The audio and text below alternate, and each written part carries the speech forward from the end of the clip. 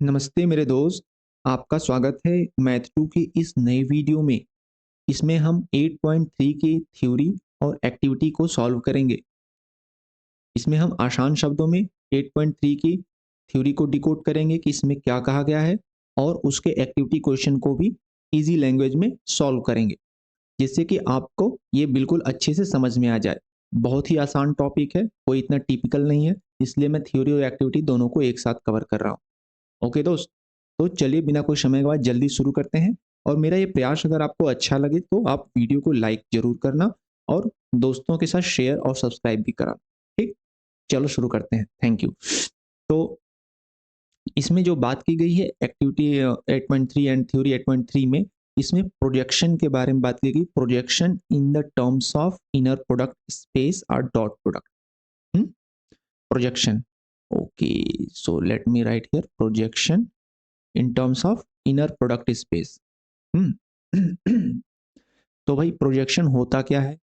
तो प्रोजेक्शन जो होता है, इसका मतलब ये हो गया कि परछाई। मैं इसको आपको परछाई से, छाया से रिलेट करके एक्सप्लेन करूंगा तो आपको समझने में इजी होगा। तो अब ये तो हमें जो अभी ये दिख रहा है, ये यूक्लिडियन स्पेस में आपको 2 पॉइंट दिख रहे होंगे, ए और बी। लेकिन अगर इसको वेक्टर में बात करें तो ये वेक्टर ए है, क्योंकि अगर ये हमारा ओरिजिन है तो ओरिजिन से जो लाइन ए तक जाती है ये एक वेक्टर होती है। और ये जो पॉइंट बी है, अगर यहाँ तक भी हम यहाँ ओरिजिन से यहाँ की एक लाइन ड्रॉ कर दें तो ये भी एक हमारा वेक्टर हो जाएगा।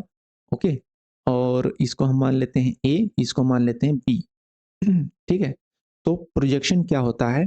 हमें दो वेक्टर दिया होगा, दो वेक्टर दिया होगा और हमें निकालना होगा आइदर बी का प्रोजेक्शन ए की तरफ या ए का प्रोजेक्शन बी की तरफ। तो जैसे हम मान लेते हैं, इसमें हम बात कर रहे हैं बी का प्रोजेक्शन ए पे, तो बी का प्रोजेक्शन ए पे क्या होगा? हम इसके लिए एक एज्यूम करिए कि इसके ऊपर, ठीक इसके सर, जहां पर बी है इसके सर के ऊपर एक लाइट या सनलाइट या जो भी ऐसा जल रहा है। तो ऐसा जब कोई लाइट जलेगा तो इस लाइट से जो इसकी छाया बनेगी ए पे, यहाँ पे इसकी छाया यहाँ पे बन रही है। ठीक, अब चूंकि बिल्कुल सर पे लाइट है तो बिल्कुल सीधी छाया बनेगी। तो सीधी छाया बनेगी मतलब यहाँ तक अगर बन रही है, जैसे इस फिगर में यहाँ पे बन रही है, तो अगर यहाँ पे बन रही है तो जीरो से लेके यहाँ तक वाला जो ये है पार्ट, ये इसको बोलेंगे projection of b on a. इसको बोलेंगे projection of b on a. इसको इससे लिखेंगे कैसे?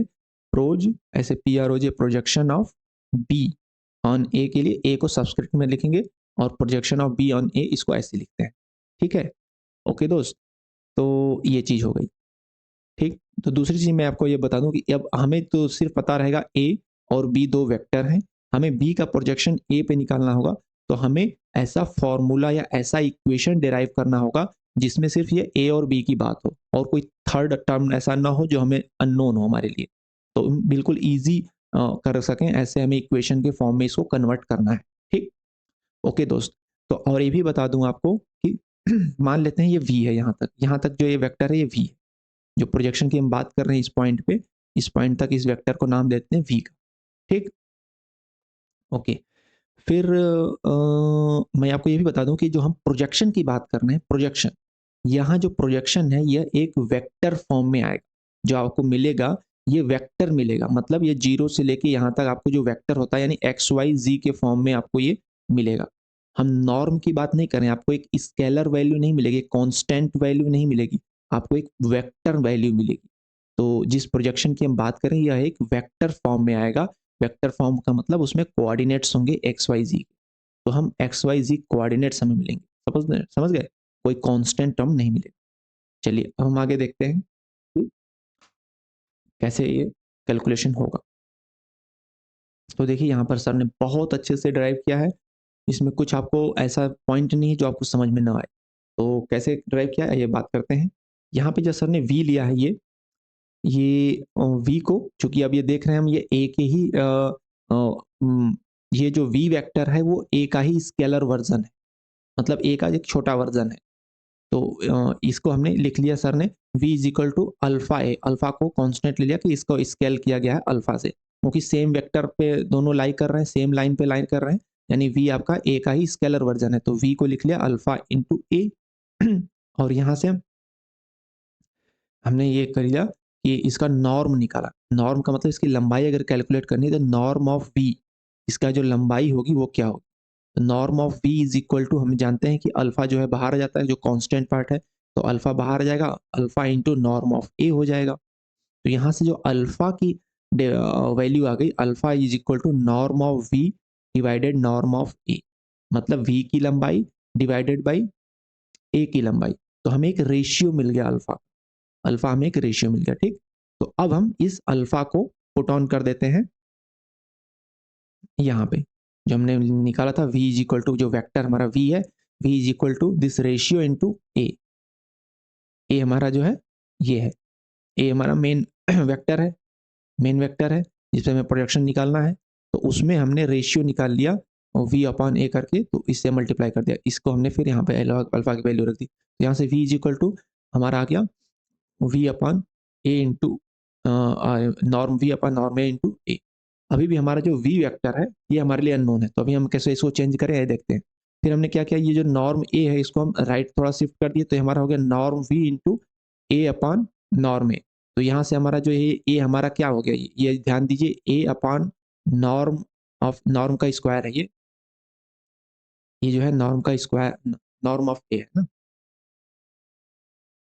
नॉर्म का स्क्वायर नहीं, नॉर्म ऑफ a है। तो ये जो हो गया ये ऑर्थो, जो आपका नॉर्मलाइजेशन करते हैं, ऑर्थो नॉर्मल नहीं मैं कहूँगा क्योंकि उसके लिए दो वेक्टर चाहिए और जिसमें उसका मल्टीप्लिकेशन जीरो हो, तो मैं इसको ये कह सकता हूँ कि इसको आपने नॉर्म से डिवाइड करके इसको आप एक यूनिट वेक्टर की तरह बना लिया, ठीक। ओके, फिर हम ये जानते हैं कि अब ये जो हमारा नॉर्म ऑफ वी है, नॉर्म ऑफ वी को हम लिख सकते हैं, हमें चूंकि बी हमारे लिए नोन है, वी तो हमारे लिए अननोन है, तो हम वी को लिख सकते हैं, नॉर्म ऑफ वी को norm of b, norm of b cos theta. Cos theta की वैल्यू आपको पता है क्या होती है, अगर ये ट्राइंगल की तरह ट्रीट करें इसको, ये राइट एंगल ट्राइंगल है, तो ट्राइंगल की तरह ट्रीट करें तो कॉस थीटा की वैल्यू होती है ये this side upon this side. तो दिस साइड जो हो जाएगा, ये जो बेस है, बेस इज इक्वल टू ये हाइपोटेनस कॉस थीटा। तो ये हाइपोटेनस का नॉर्म बी है, नॉर्म बी कॉस थीटा हो गया। तो नॉर्म बी और कॉस थीटा, अब कॉस थीटा की वैल्यू, कॉस थीटा भी हमारे लिए अननोन है, थीटा वैल्यू भी हमारे लिए अननोन है, तो कॉस थीटा को फिर हम लिखेंगे इनर प्रोडक्ट वाले फॉर्म में। वो क्या होता है, a dot b upon norm a norm b. ये हमने पिछले वीडियो में पढ़ा था। तो अब यहाँ से ये चीज हो गई। तो अब ये जो है इन सारे वैल्यू को, हमारे नॉर्म वी वाले वैल्यू को कहाँ रखेंगे, इस फॉर्म में, ये यहाँ पे नहीं, इसके नीचे वाले जो हमने ये कन्वर्ट किया था, यहाँ पे नॉर्म वी की जो वैल्यू है, नॉर्म वी की वैल्यू, इसमें हम ये पूरा सेटअप रख देते हैं। तो ये सेटअप रखेंगे तो क्या हो जाएगा, वी इज इक्वल टू हो जाएगा norm v p into a dot p, a b का dot product divided norm a norm b और इंटू ये वाला ए अपॉन नॉर्म ए, ये चीज हो जाएगी। तो यहाँ से क्या मिला हमें, यहाँ से जो हमें ऊपर वाला पार्ट मिला, ए हमें हो गया ए और बी का डॉट प्रोडक्ट, और नीचे जो है नॉर्म ए इंटू नॉर्म बी जो है, नॉर्म ए इंटू नॉर्म बी, अच्छा नॉर्म बी कैंसिल आउट हो जाएगा, यहाँ से नॉर्म बी कैंसिल आउट हो जाएगा, और ये नॉर्म ए इंटू नॉर्म ए, तो नॉर्म ए इंटू नॉर्म ए हो जाएगा नॉर्म ए का स्क्वायर और इंटू ए। तो नॉर्म ए का स्क्वायर क्या होता है, नॉर्म ए का स्क्वायर होता है ए का ए के साथ डॉट प्रोडक्ट, ठीक है। तो ये हमें ये फॉर्म मिल गया, a dot b upon a dot a into ए,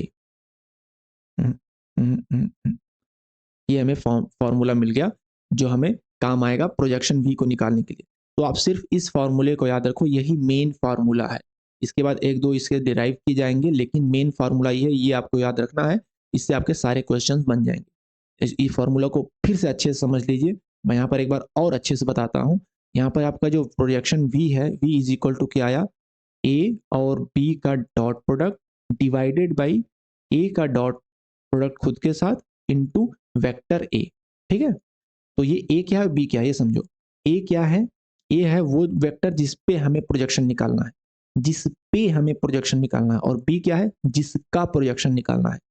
तो ए और बी का तो डॉट प्रोडक्ट हो रहा है ऊपर, वो कोई दिक्कत नहीं है, लेकिन जो जिस पे हमें निकालना है नीचे वो होगा ए डॉट ए, और मल्टीप्लाई वही वेक्टर होगा जिस पे हमें निकालना। तो इस पे ये चीज आपको कॉन्सेप्ट क्लियर होगा, तो आप क्वेश्चन में डाउट नहीं, क्लियर नहीं करोगे कहाँ पे क्या रखना है आपको। जिस पे प्रोजेक्शन निकालना है, जिस वेक्टर पे प्रोजेक्शन निकालना है, डिनोमिनेटर में वो जाएगा ए डॉट ए के फॉर्म में, और मल्टीप्लाई भी उसी वेक्टर से होगा, और ऊपर तो दोनों का मल्टीप्लीकेशन हो रहा है, डॉट प्रोडक्ट हो रहा है। ठीक है, hope this point is clear now. आगे चलते हैं।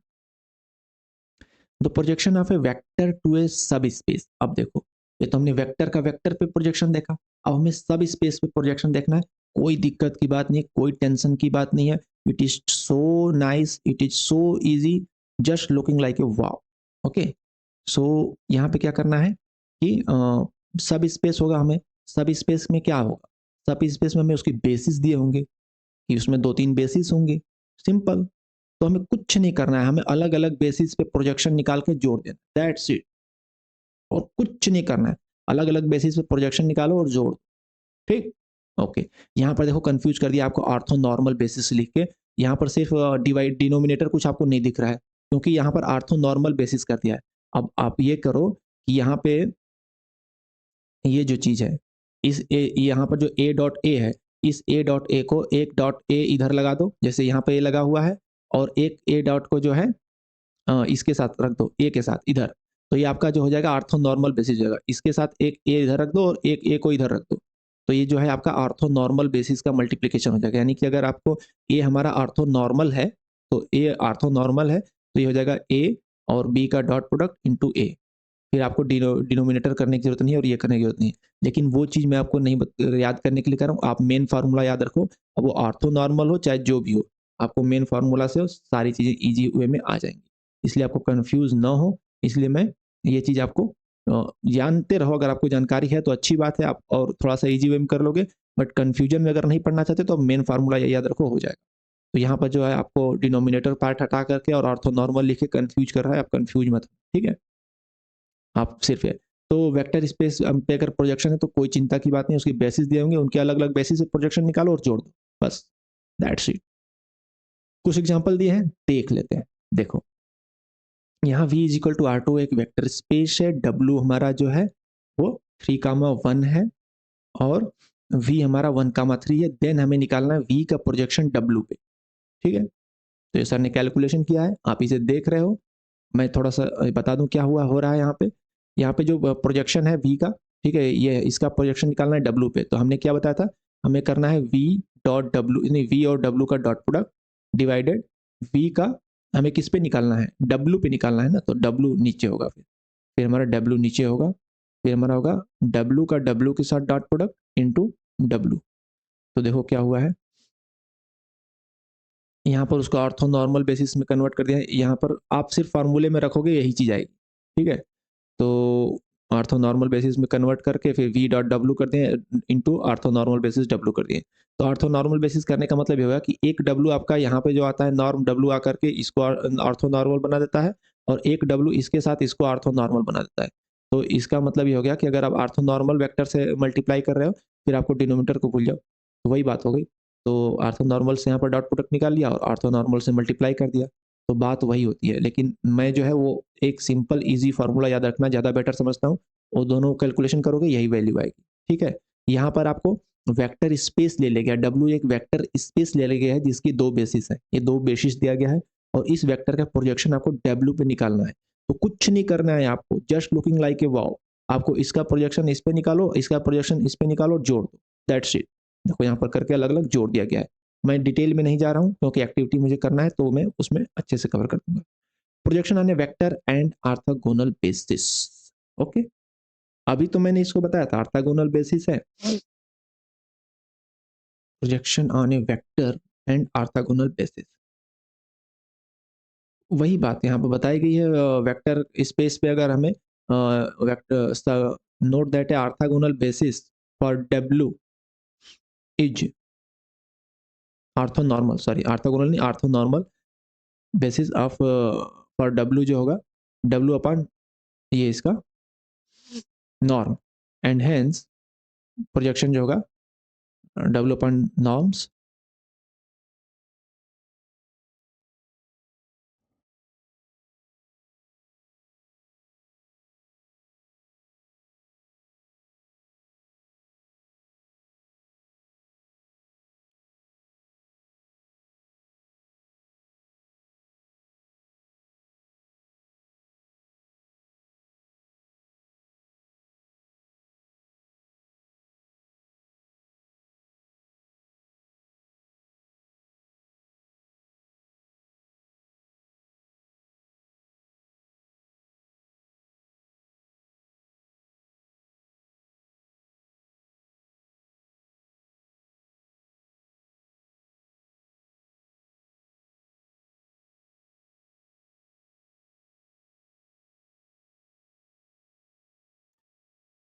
तो अगर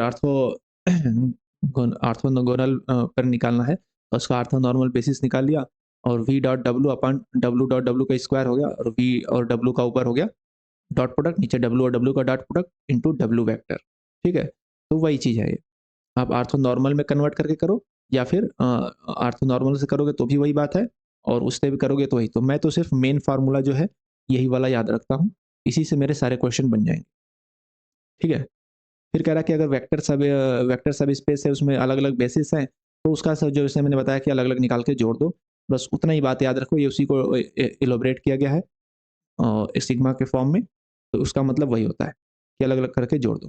ठीक, एग्जाम्पल लिया गया, देखो, let W be the two dimensional subspace of we is equal to R3 spanned by the orthogonal vectors V1 and V2, what is the projection of V on W। तो इसका projection निकालना है, तो V1 और V2 पे अलग अलग निकाल के जोड़ दो। देखो V का projection of V on V1 calculate कर लिया गया, projection of V on V2 calculate कर लिया गया। अब मैंने आपको बताया था कि जो प्रोजेक्शन है वो वेक्टर फॉर्म में आएगा, वो स्केलर फॉर्म में नहीं आएगा। तो यहाँ पर देखिए XYZ कोऑर्डिनेट फॉर्म में है, अब इनको जोड़ दो, खत्म कहानी।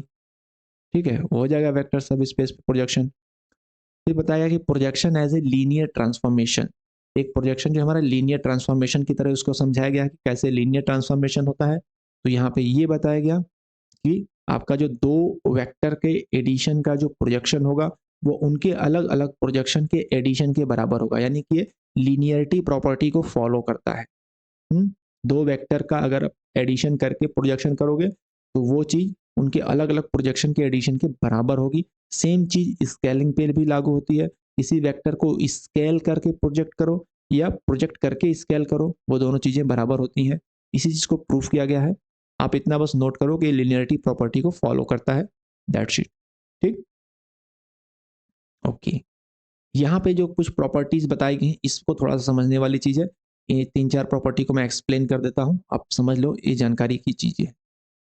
द लीनियर ट्रांसफॉर्मेशन PW यानी कि जो प्रोजेक्शन है has some interesting properties, some with actually characterise. देखिए, पहला जो प्रॉपर्टी है कहा गया है कि projection of V on W is equal to V for all V belongs to W। इस चीज को समझो।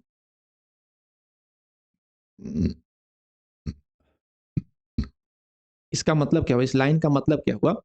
इस लाइन का मतलब यह हुआ कि V जो बिलोंग्स टू W करता है, W क्या है हमारा, जिस पे प्रोजेक्शन करना है। ये जो W क्या है, जिस पे हमें प्रोजेक्शन करना है। अगर जिस वेक्टर स्पेस में प्रोजेक्शन करना है उसी में हमारा वेक्टर V है। अगर हमें वेक्टर V को उसी वेक्टर स्पेस में ही प्रोजेक्शन करना है, हमारा अलग वेक्टर स्पेस में नहीं, जैसे हम यहाँ पर कर रहे थे B और A को, तो A हमारा अलग वेक्टर स्पेस था, B का वेक्टर स्पेस अलग था, और इसका प्रोजेक्शन हम इस पे कर रहे थे। लेकिन अगर हमारा जो ये कह रहा है कि जो प्रोजेक्शन करना है वो वेक्टर स्पेस वही है जिसमें हमारा वेक्टर है, यानी कि ये जो वेक्टर B है इसी का जो वेक्टर स्पेस है इसी पे हमें प्रोजेक्शन करना है, तो ये जो होता है इज इक्वल टू V होता है। इसको मैं एक एग्जाम्पल के तौर पे अगर आपको समझाने की कोशिश करूं तो वो ऐसे होगा कि देखो, आप जो है आपकी परछाई जमीन पर पड़ रही है, ठीक है, यहाँ पर हमेशा हेडलाइट जो है अपना जो सनलाइट है वो बिल्कुल सर पे रख रहे हैं। तो जब सर पे हम रख रहे हैं तो अगर इसका मतलब हुआ कि अगर आप परपेंडिकुलर खड़े हैं, एकदम परपेंडिकुलर खड़े हैं नीचे के, तो आपका प्रोजेक्शन जो है जीरो बनेगा, आपका जो है प्रोजेक्शन जीरो वेक्टर होगा, नल स्पेस होगा, आपका प्रोजेक्शन बिल्कुल नहीं बनेगा। प्रोजेक्शन तब बनेगा जब, छाया तब बनेगी जब थोड़े से आप इंक्लाइंड होंगे। ठीक, तो जब आप इंक्लाइंड हैं तो अब आपके सर पे अगर सूरज है तो आपकी जो छाया बन रही है वो ये बन रही है। तो यहाँ पर हम छाया जो को प्रोजेक्शन समझ रहे हैं। ठीक, तो अभी ये कह रहा है कि अगर आप वेक्टर जो यानी कि जो आप हैं वो आप बिल्कुल वेक्टर स्पेस में मिल जाए जहाँ प्रोजेक्शन होना है, यानी जो वेक्टर स्पेस हमारा जहाँ पर प्रोजेक्शन हो रहा था वो जमीन थी, धरती थी, और अब आप क्या करो, धरती पे लेट जाओ। धरती पे अगर आप लेट गए, अगर आप धरती पे लेट गए तो इसका मतलब ये होगा कि जिसका प्रोजेक्शन हम कर रहे हैं वो उसी वेक्टर स्पेस में आ गया जिस पे प्रोजेक्शन कर रहे हैं, दोनों एक ही वेक्टर स्पेस में आ गए। तो कह रहा है कि आपका जो प्रोजेक्शन है that is equal to V, यानी कि आपका प्रोजेक्शन आप ही के बराबर हो गया, यानी कि आपकी जो परछाई है वो आप ही के बराबर आपके नीचे बन रही है। तो वही बात समझाने की कोशिश की गई है कि अब जो हो आपकी परछाई हो गई वो V का प्रोजेक्शन W पे जो हो गया इज इक्वल टू V हो गया, यानी आपकी परछाई इज इक्वल टू आपकी लंबाई और आप पर की परछाई आप एक ही डायरेक्शन में हो गए, मतलब आपका डायरेक्शन भी वही हो गया और आपका परछाई की लेंथ भी वही हो जाएगी जो आपकी लेंथ। तो इससे एक चीज़ यहाँ पर ये भी ध्यान रखना है कि जब आप बिल्कुल सीधा खड़ा थे तब आपका जो प्रोजेक्शन था, परछाई थी, वो 0 थी, और आपकी मैक्सिमम परछाई आपके बराबर हो सकती है जब आप पूरा लेट जाओगे, तो आपकी परछाई आपके बराबर बनेगी। तो वही कह रहा है कि वो सारे वेक्टर जो डब्ल्यू मतलब जहाँ पर प्रोजेक्शन कर रहा है, उस प्रोजेक्शन वेक्टर स्पेस में अगर बिलोंग करते हैं, तो उनकी जो परछाई होगी, उनका जो प्रोजेक्शन होगा वो वी के बराबर ही होगा, उन्हीं के बराबर होगा, दैट इज दिस ओनली। ठीक। फिर कह रहा है image of projection of W, मतलब इमेज, जो प्रोजेक्शन की जो इमेज की बात करें तो डब्ल्यू होता है, ठीक है, और रेंज और इमेज की बात है तो उसका रेंज जो होगा वो डब्ल्यू के बराबर होगा। और यहाँ पे जो मैं आपको खड़ा होने वाली बात कर रहा था कि जो प्रोजेक्शन होगा, जो आप बिल्कुल खड़े हैं, तो उसका जो प्रोजेक्शन होगा वो नल स्पेस, तो परपेंडिकुलर ऑफ ये वेक्टर स्पेस, वेक्टर स्पेस के जो परपेंडिकुलर वेक्टर हैं, इनका जो प्रोजेक्शन होगा वो नल स्पेस होगा, वो 0 होगा। मतलब आप बिल्कुल सीधे खड़े हैं तो आपका जो प्रोजेक्शन होगा वो 0 वेक्टर होगा, यानी कि नल स्पेस होगा। ठीक। फिर ये फोर्थ पॉइंट कह रहा है कि प्रोजेक्शन का स्क्वायर जो होगा वो प्रोजेक्शन ऑफ सब स्पेस होगा, यानी कि अगर कोई वेक्टर है उसका जो प्रोजेक्शन है और फिर उसका वापस से जो प्रोजेक्शन होगा वो सब स्पेस ही होगा। मतलब बताता हूँ। मतलब जो है, ये समझो, इसको कनेक्ट करो पहले वाले पॉइंट से, जो मैं छाया वाला पॉइंट दिया था, कि एक बार जब वेक्टर का प्रोजेक्शन होगा तो डब्ल्यू पे हो जाएगा, और फिर जो डब्ल्यू हो गया, जो प्रोजेक्शन हो गया, वो तो उसी वेक्टर स्पेस में हो गया ना, तो फिर जो डब्ल्यू का जो प्रोजेक्शन होगा वो वेक्टर स्पेस ही के बराबर ही हो। समझ गए? ये पहला और दूसरा पॉइंट को अगर आप क्लब कर दो, मतलब पहले जो वेक्टर था उसका प्रोजेक्शन फिर आ गया आपका उस वेक्टर स्पेस में, और फिर उसका जो प्रोजेक्शन होगा वो वेक्टर स्पेस में ही होगा। वही चीज़ है, पी डब्ल्यू का स्क्वायर पी डब्ल्यू होगा। फिर यहाँ पर ये बात कही गई कि जो आपका प्रोजेक्शन होगा उसकी जो मतलब प्रोजेक्शन जो होगा वो आपके लेंथ से बराबर या छोटा होगा, यानी कि यहाँ पर सब मैं बता था कि जब आप बिल्कुल 90 डिग्री हो तो आपका प्रोजेक्शन 0 होगा, और मैक्सिमम होगा जब आप बिल्कुल वेक्टर स्पेस में जब लेट जाते हो धरती पे, तो आपका मैक्सिमम होगा, यानी कि जो आपके प्रोजेक्शन की लेंथ होगी, नॉर्म होगी, दैट इज लेस देन और इक्वल टू आपके नॉर्म, वेक्टर की नॉर्म। ठीक है, तो सारे पॉइंट क्लियर हो गए। तो इतना ही था थ्योरी पार्ट। अब चलते हैं एक्टिविटी क्वेश्चन को फटाफट सॉल्व करते हैं, थोड़ा स्पीड में सॉल्व करेंगे, बिल्कुल इजी चीजें हैं, कोई इतना टिपिकल नहीं है। ओके, तो एक्टिविटी 8.3 पहला क्वेश्चन क्या कह रहा है, हम सीधे फॉर्मूला में वैल्यू पुट करेंगे, खटाखट काउंट करेंगे, मतलब कैलकुलेट करेंगे, कोई इसमें टेंशन वाली बात नहीं।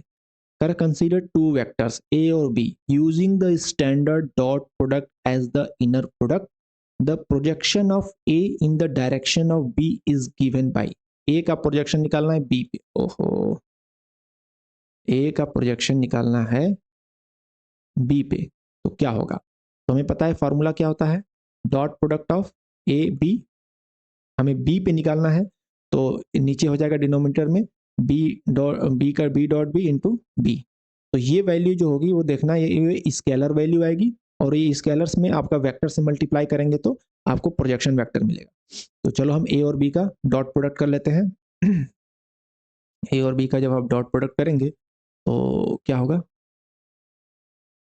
1 इंटू 4 हो जाएगा 4, एंड प्लस 0 हो जाएगा, फिर 2 इंटू -3 -6 हो जाएगा। ओके, नीचे हो जाएगा बी का बी के साथ करेंगे तो 4 4 जा हो जाएगा 16 प्लस 0, और 3 3 जा 9 प्लस 9 प्लस 9। ओके, और यहाँ वेक्टर हो जाएगा 4 0 एंड -3। ओके, तो ये क्या हो जाएगा, 4 - 6 हो जाएगा -2, और नीचे हो जाएगा 9 25, और 4 0 -3, तो ये जब मल्टीप्लाई होगा तो क्या मिलेगा हमें, 4 दूनी 8 एंड 0 और 6, और 1/25 बाहर रख लेते हैं तो -8 0 6, तो -8 0 6 और 1/25 को भी इसने अंदर कर दिया तो डिनोमिनेटर 25 आ गया, पहला ऑप्शन। ठीक, सेकंड क्वेश्चन पे चले, बहुत फास्ट स्पीड में करने की कोशिश करते हैं दोस्तों। Consider N ortho normal basis, देखो यहाँ आर्थो नॉर्मल लिख दिया, लेकिन हम फार्मूला वही लगाएंगे, हमें कंफ्यूजन में नहीं पड़ना है। ठीक, एक ही फार्मूला याद रखो, उससे सब होगा। तो ये बेसिस है R2 का, और 3 5 है। ठीक है, 3 और 5 वेक्टर है, is equal to C1 V1 plus C2 V2। ठीक है, where C1 C2 belongs to R and V1 V2 ये हो गए। ठीक है, V1 V2 ये हो गए। Then choose the correct option, में C1 और C2 की वैल्यू निकालनी। तो हमें पता है C1 क्या होता है, C1 होगा V1 into this vector, C2 होगा V2 इंटू दिस वैक्टर। तो हम C1 निकाल लेते हैं, C1 क्या होगा, डॉट प्रोडक्ट होगा एक्चुअली, तो होगा 3,5, ओके, और इसका डॉट प्रोडक्ट, और V1 क्या है 1/2 एंड √5, तो √5 एंड 1,2, तो C1 क्या हो जाएगा हमारा 3 इंटू 1/√5 हो जाएगा 3/√5 प्लस 5 इंटू 2/√5 यानी कि 10/√5, तो ये हो जाएगा 13/√5 C1 आ, ठीक। C2 क्या होगा, C2 बराबर होगा 3,5 और डॉट प्रोडक्ट V2 का, V2 क्या है 1/√5 -2 और 1, यह है 1/√5 -2 एंड 1, तो क्या हो जाएगा 3 2 जब -6/√5 प्लस 5 1 जब 5/√5, तो ये हो जाएगा -1/√5, हमें कितना मिल गया, ये भी √5 है, 13/√5 और -1/√5, ऑप्शन नंबर सी, ठीक।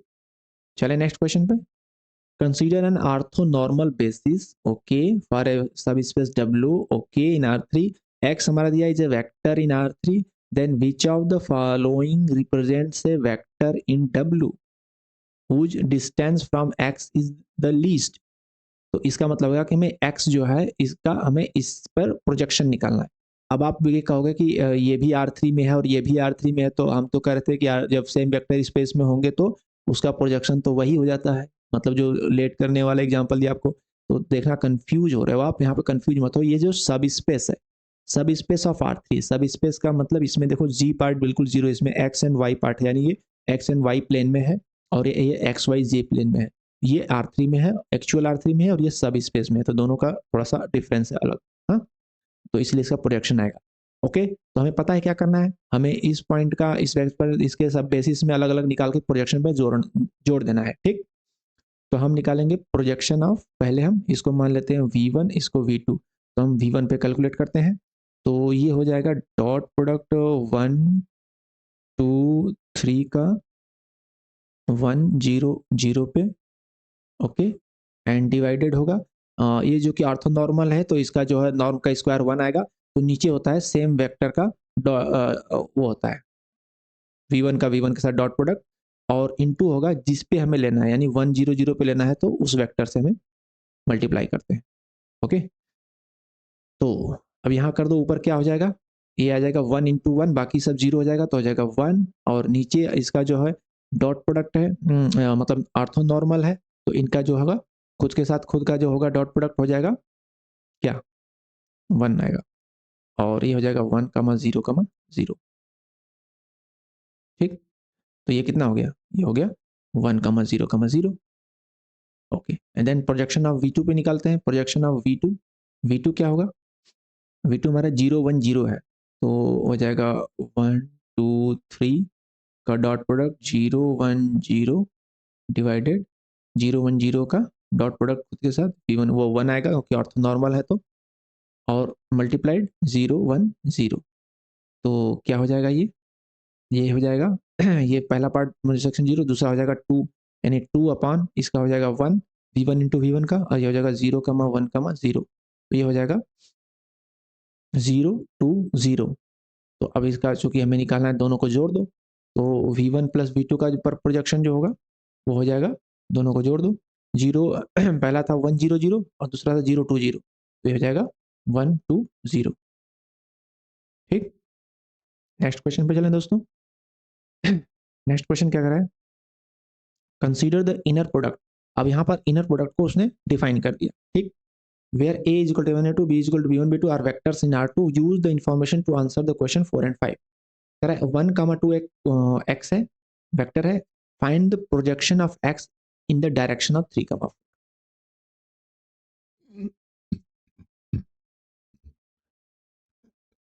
ओके, तो डायरेक्शन ऑफ 3,4 कह रहा है, तो हम पहले करेंगे 1,2 का 3,4 के साथ डॉट प्रोडक्ट, फिर हम करेंगे डिवाइड करेंगे 3,4 का 3,4 के साथ डॉट प्रोडक्ट और मल्टीप्लाई बाई वेक्टर 3,4, तो करते हैं, तो 1,2 का 3,4 के साथ करेंगे तो जो डेफिनेशन देखिए A1 B1 का मतलब हो गया 3 माइनस A1 B2 हो गया -4 माइनस A2 B1 हो गया -6 प्लस 4 A2 B2, 4 दूनी 8 चौको 32, 4 दूनी 8, 8 चौको 32, 16 32, तो प्लस 32।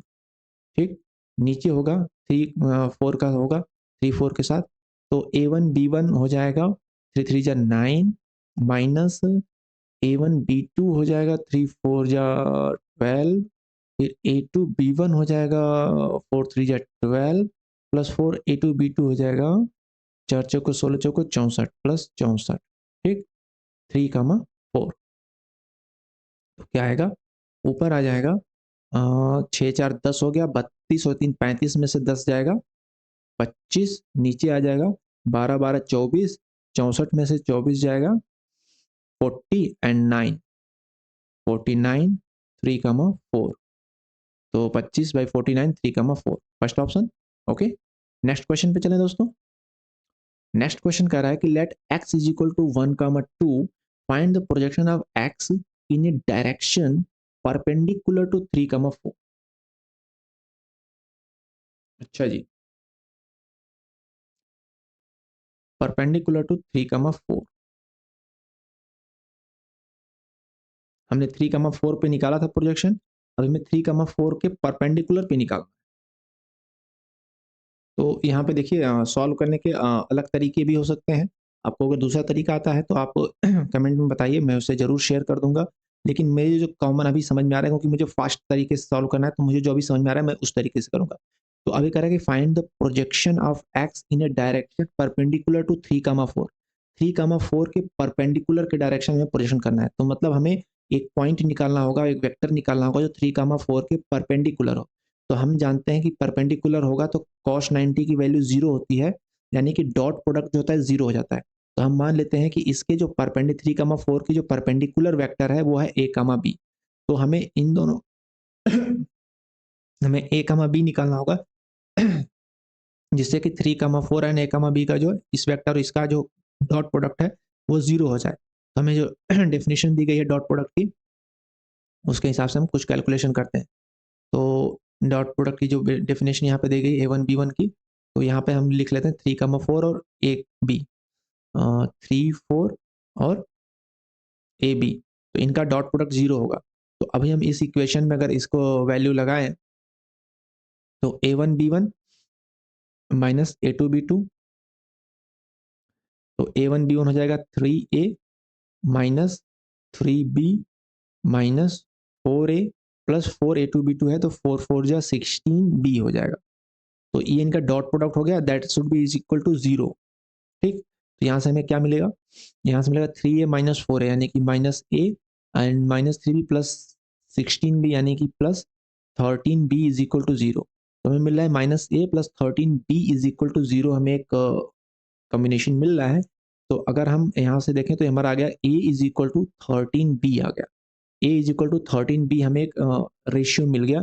तो अभी हमें एक पॉइंट निकालना है जो इसके परपेंडिकुलर हो। तो हम बी को अगर हम 1 रख लेते हैं, मिनिमम वैल्यू 1 रखते हैं, 0 रखने पर तो सब 0 हो जाएगा। तो हम बी को अगर हम 1 रख लेते हैं तो ए हमारा क्या हो जाएगा, 13 हो जाएगा, यानी कि हमारा पॉइंट आ गया 13 1।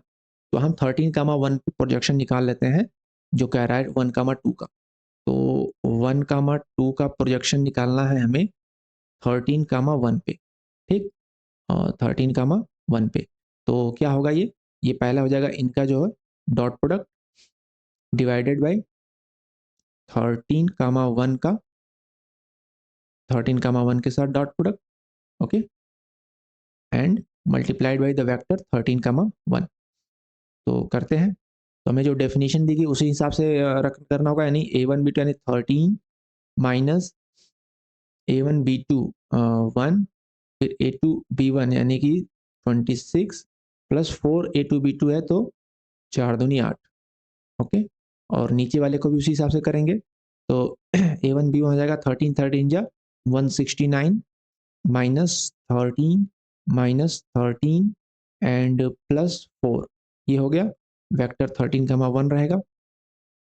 तो अब इसको सॉल्व करते हैं, तो ये हो जाएगा 13 और 8 हो जाएगा 21 एंड -27, ये हो जाएगा।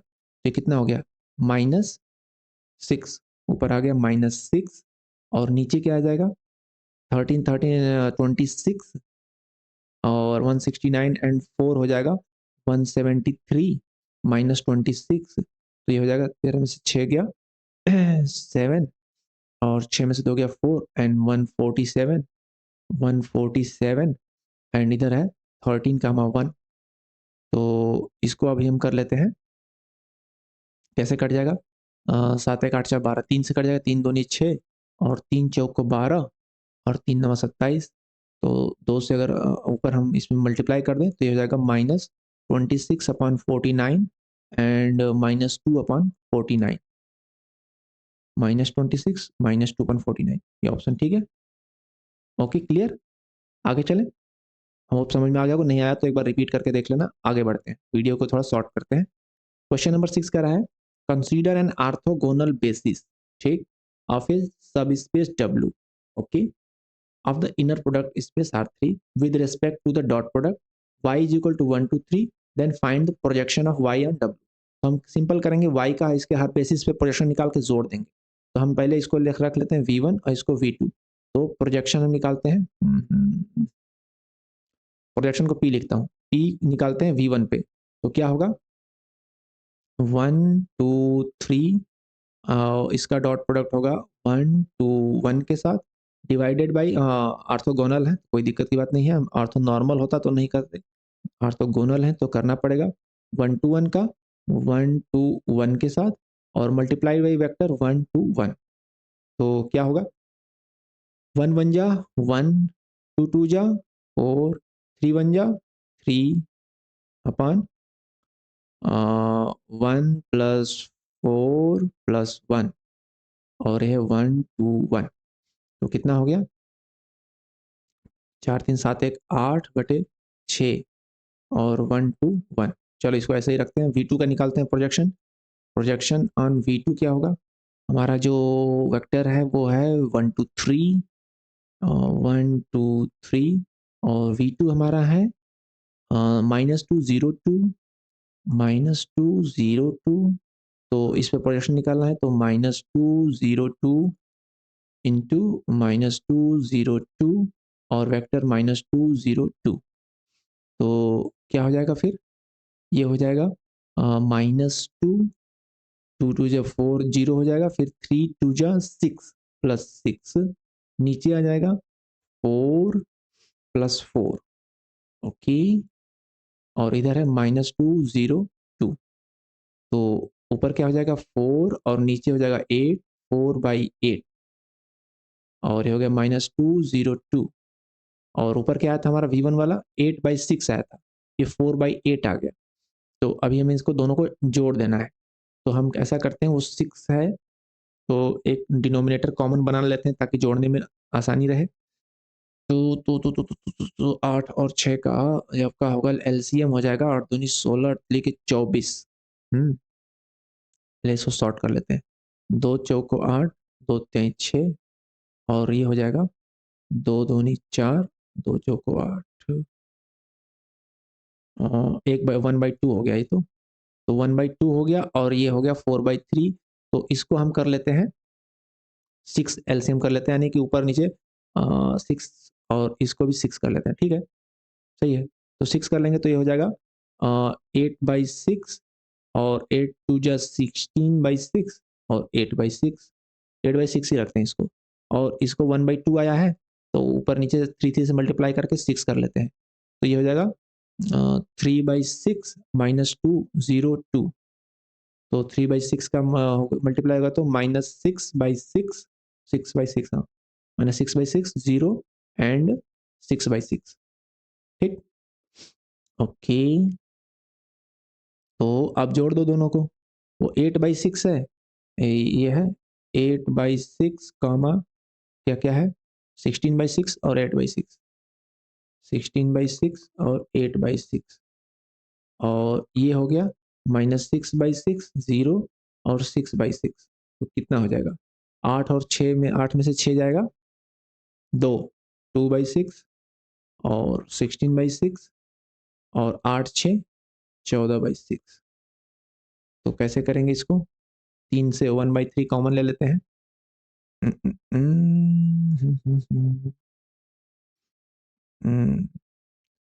1/3 कलर चेंज कर लेते हैं।